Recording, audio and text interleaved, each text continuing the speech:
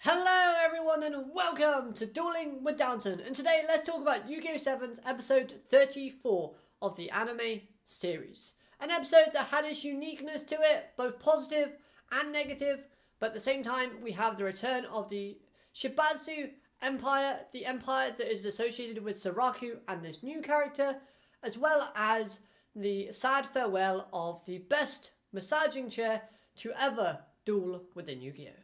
So let's break it down, let's talk about it, and let's go. Starting off with the Shibatsu Empire, as I have a mini theory / idea about this particular group. Now, I do not believe that this is a collective of people forming a race that we see from this episode. In fact, I feel like it's the same character modeled off of a particular image or inspiration. So, for example, Sorako, we know, has the same design as the character in this episode, yet I believe that these people from this empire is basically just a redesign and reprogramming of the character before it. I do not believe that we're going to see this new character in this episode and Sorako in the same frame. I believe that they are actually the same character, just with a redesign, a few more accessories, and a reprogramming, meaning new catchphrases, new thinking, new memories, and new playstyles. That's what I kind of think. I might be wrong. You might think differently. If you do, let me know in the comments down below. I'll be interested to find out what your thoughts are on that particular idea. But just to kind of reiterate, this character that we see, Chichako, she doesn't know who Sorako actually is when her name was mentioned. So that's why I have this idea that possibly it is the same person, just with different accessories, with the drills, a different deck, same voice actor, different phrases, as well as obviously different memories.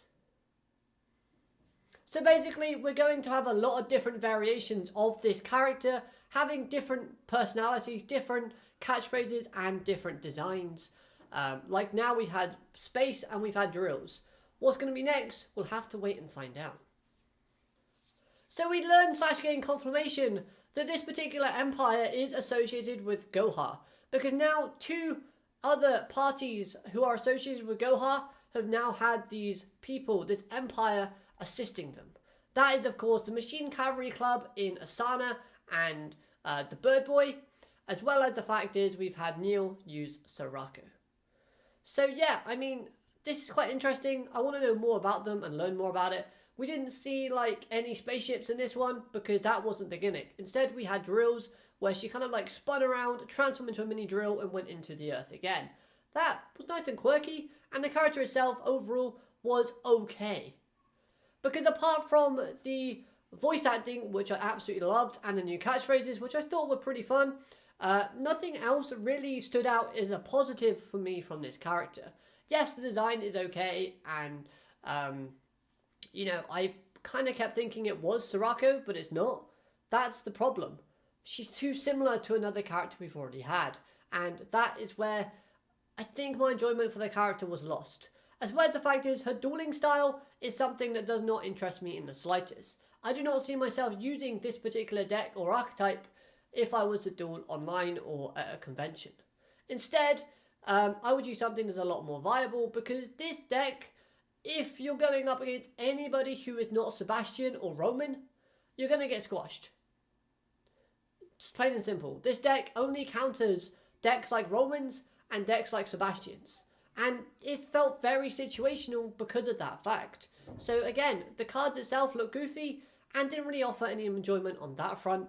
So although I'm sounding a bit negative with this character, I felt like they should have done something a bit more in terms of changing the design. I really do. But those are my opinions. I did like the character overall because I love the voice acting, and I like the phrases, and the design's still really good. But again, it's too similar to something we've already had, so I prefer to have something a bit fresher, a bit more new. So let's see what we have moving forward. And although we had that menacing shot from the preview of last week's episode, and we saw the same shot in this episode of her smiling very menacingly, I do not think there was any malice or malicious intent within that smile. In fact, I feel like it's more prideful than anything. Because we know that this was a very prideful battle between a massaging chair and acupressure to see which one can revitalize, re-energize the human body and spirit better. And of course, because this new character was winning, or going to win, she gave that smirk off like, haha, stupid massage chair, I finally beat you. And was just it. Now, the way they executed this plan to stall Finger Chichako, I thought was rather creative, and it built up the characters of Sebastian and Kaizo a lot more, which I really do appreciate. The fact that they implemented that 0.05 second time gap for drones to communicate vast amounts of information with each other was really creative and added a bit of tension to the episode, because we were sat there knowing that they had a conversation, not knowing the specifics of what was said until the duel finally ended. That bit I did like. But the fact that they added more characters to Sebastian's character during the duel, showing that he is, yes, prideful, showing that there is a rivalry between Kaizo and himself, but they can push that to one side, showcasing that Sebastian is smart thinking, and there is a level of trust between Kaizo and Sebastian. That, for me, was great from that perspective. Why do I think this? Well, simple. The fact that Kaizo was the one to go and do this mission of finding Neil shows that Sebastian is willing to push aside his pride when it comes to their rivalry, being that he admitted that Kaizo is faster at flying, so it should be Kaizo that escaped, being the fact that Sebastian actually said to Kaizo, you better go, you can do this, telling him the secret location and way of getting to Neil, proves that he did kind of give up on the whole bet they had between them, where it was a race to see who could get there first. Plus, it shows that he trusts Kaizo to an extent to actually achieve and complete this mission. Yes, in all honesty, all we've seen is Sebastian, belittle Kaizo, say that he's goofy, say that he's not as good as him. But at the same time, this kind of trust and this belief that Kaizo could actually find Neil and could actually tell him the situation and get some help is what makes it more impactful and more meaningful when we look at the ending of where he passed away. So that pass away, that sacrifice of Sebastian's character, I thought was done nicely, but very poorly placed. Because hear me out, this episode wasn't really that interesting from start to finish, nor has there been that emotional build-up between characters and Sebastian.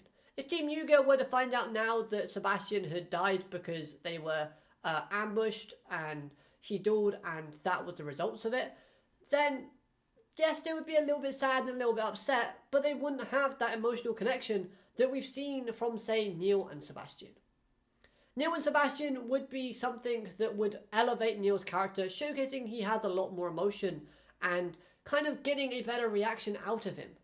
At this moment in time, Neil does not know that Sebastian has passed away or shut down, but when he does find out, I'm really hoping for, even if it's a composed turn away, pretending not to care, but when we see his reaction of when he turns away, he's actually got tears in his eyes, even that for me would be great development for Neil's character and something I desperately want to see.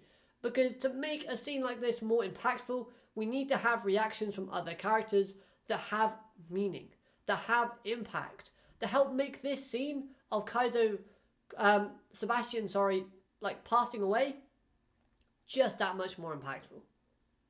Nevertheless though, even Kaizo kind of saying that when he finds out, I think will be quite devastating for Kaizo's character, because Kaizo and Sebastian made that promise of meeting up and doing that race again.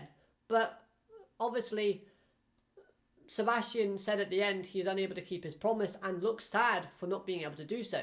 Again, emphasizing that there's a rivalry, but there's also an underlying friendship and trust between the two because they wanted to fulfill that promise. But yeah, if Neil is as smart as the show has been presenting him, then of course what's stopping him from building Sebastian again? Apart from if Asana or one of her cavalry club members gets to Sebastian first, thus making it so that Neil has to step up and face either Shorba or Asana to win him back. I think that would be great. And again, it will add to the development of Neil's character, showing more emotion from him. But honestly, lastly with Sebastian's character, I like the role that he played in wanting or needing to protect Yuga, meaning that Neil is not an enemy at this moment in time. It might just be a case of keep your friends closer, but your enemies closer. Keep your friends close, but your enemies closer. Man, I've said that so many times and I've got that wrong each and every time. Oh well.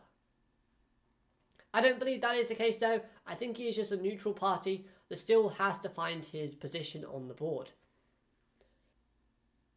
Again, Yuga displays his character as being really, really smart, factoring the fact that having both drones escape would not only give them a chance to get Neil's help, but also give them a chance to have more room and more freedom once the drones are discovered as escapees, making the security around the abandoned dorm more loose, again, giving them more time, more room, more freedom to explore the secrets that lie within the abandoned dorm underground facilities.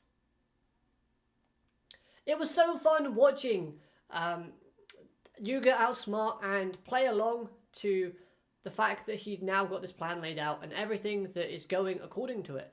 Because if we go back to Asana's character and the conversation she had with the President drone, the drone called her naive. This just plays into that perfectly.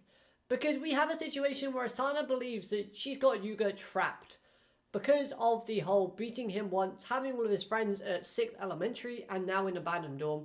She's unaware that this is all part of Yuga's plan. So yes, again, naive. But another point about her naive sort of mental state would be Asana's way of wanting to utterly crush rush dueling. She thinks that beating Yuga again with the stakes of having rush duels on the line versus her machine cavalry dueling devices, she thinks beating Yuga once again would end rush dueling completely. But my question is, hasn't rush dueling elevated to the level of beyond Yuga now? So if Yuga suddenly stopped rush dueling, surely that does not mean that everyone in the Sevens universe would stop rush dueling as well. Because, yeah, I mean, people are still going to rush duel because it's fun. They're not going to rush duel just because Yuga is doing it. So I don't think her plan's going to work even if she does win. Which I don't think she's going to win the rematch, just based on Yu-Gi-Oh logic.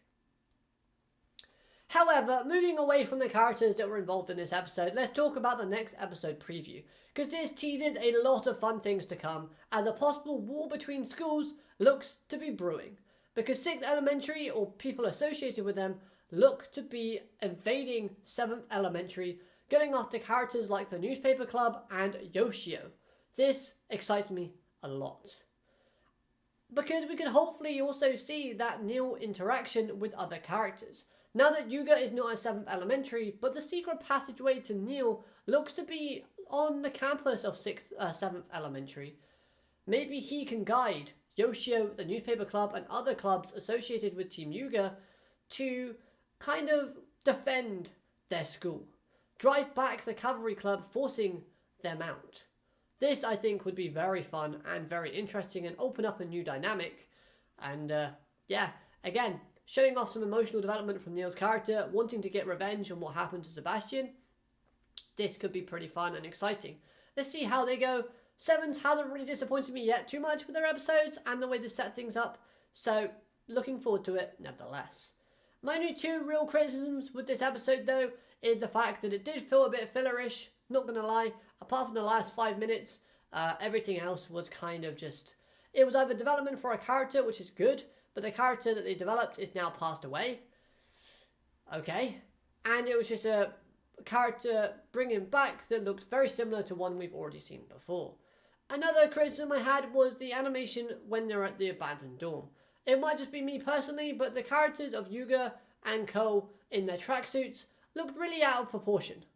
Their stomachs looked really long, and they looked really tall, a lot taller than they're meant to be, which kind of made me a little bit off-putted by the episode, but at the same time, yeah, it was an average episode with some good voice acting and character showcases from Sebastian, Finger to Chaco, and Kaizo in general. So that's all I've got to say. Those are my thoughts on the episode. Hopefully you've enjoyed. If you have, hit that like button and Subscribe if you're new for more Yu-Gi-Oh content. Let me know all of your thoughts on this episode and on my thoughts in the comments down below. But above all else, have a great day. Alligator, madane, goodbye.